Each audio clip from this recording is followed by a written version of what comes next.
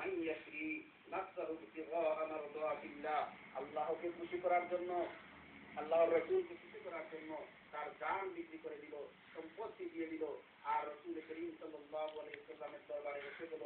এই সমস্ত মানুষদের প্রতি আল্লাহ খুশি। আল্লাহ সবসময় আল্লাহ রাব্বুল আলামিনের পক্ষ থেকে তাদেরকে দুনিয়াতে সুসংবাদ দেওয়া হয়েছে, দুনিয়াতে তাদেরকে জান্নাতের সার্টিফিকেট দেওয়া হয়েছে। আর আল্লাহ এই আয়াতের শেষ দিকে বলেছেন, আল্লাহু রাউফুম বিল ইবাদ, আল্লাহ তার বান্দাগণের প্রতি দয়াবান, মায়াবান।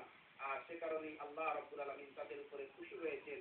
আর সেই লক্ষ্যে আমরা যে হাদিস তিলাওয়াত করেছিলাম, সেই হাদিসে রাসূল করিম সাল্লাল্লাহু আলাইহি ওয়াসাল্লাম বলেছেন, আসহাবী কান্নুজুম, আমার সাহাবায়ে কেরামগণ, আমার সাহাবায়ে কেরামগণ কান্নুজুম, নক্ষত্রের ন্যায়, তারার ন্যায়।